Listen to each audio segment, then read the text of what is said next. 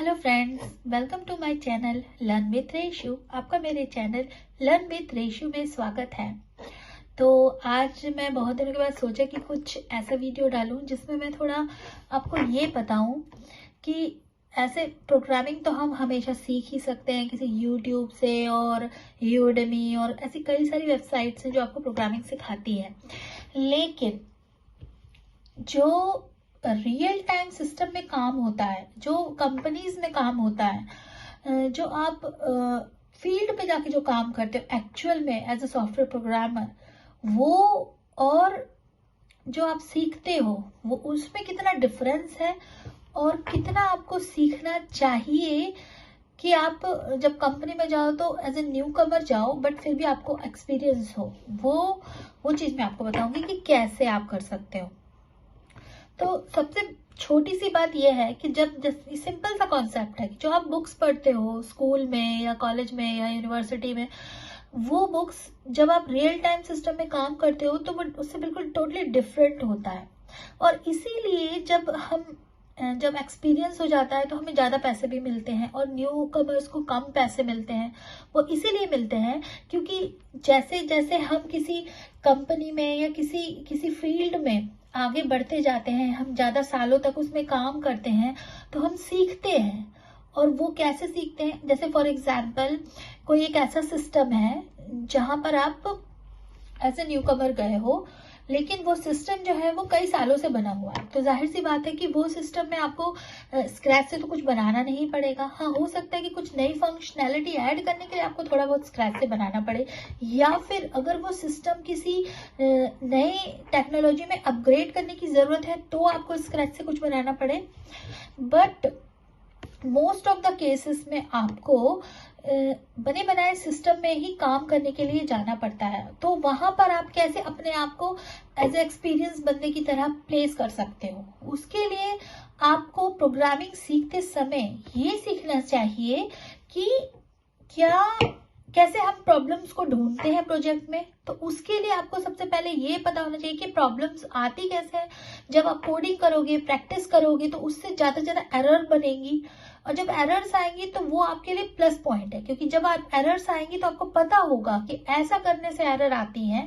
तो जब आपके रियल टाइम सिस्टम में एरर आएंगी तो आप उसको सॉल्व कर पाओगे कि ऐसा करने से एरर आई थी तो ये एरर इस वजह से आई थी। तो डिबगिंग प्रोसेस में आपको हेल्प मिलेगी। और यही तो की है, जब हम बड़े सिस्टम में काम करते हैं तो हम डिबग करना आना चाहिए कि एरर कहाँ है। अगर हमें ये पता चल जाए कि एरर कहाँ है, उसको टेस्ट और लोकल में हम उसको और फिर उस रिप्लिकेट किए हुए एरर को सॉल्व कर पाए, तो वही एक प्रोसेस है।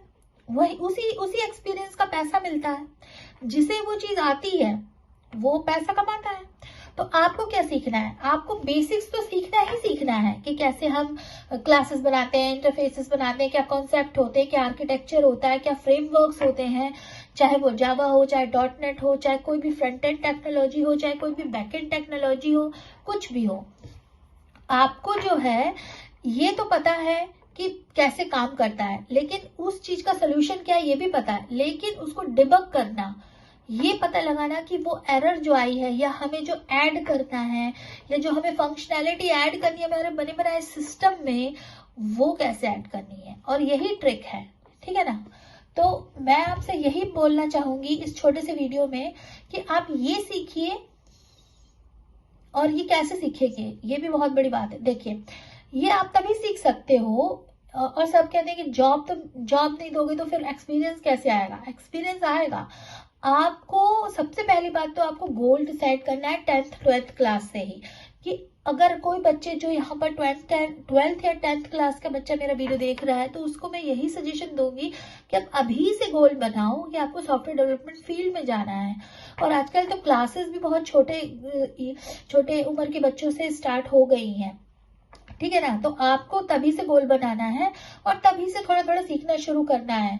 फिर क्या होगा, आपके पास टाइम ज्यादा होगा, टाइम स्पेंड ज्यादा होगा आपके पास सीखने के लिए, तो आप सीखना शुरू कीजिए। फिर अगर यूनिवर्सिटी वाला बच्चा देख रहा है तो वो उसके लिए तब यूनिवर्सिटी में एडमिशन है, तभी से स्टार्ट करो।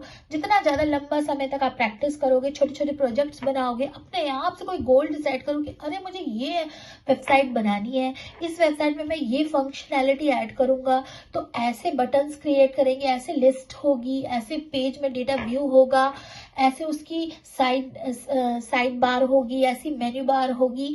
ये सारी चीजें आप डिसाइड करो खुद और फिर उसे बनाओ एज ए प्रोजेक्ट। जब आप प्रोजेक्ट बनाओगे तो क्या होगा, उसमें एरर्स आएंगी, रियल टाइम सिस्टम आप खुद बना बना के देखो।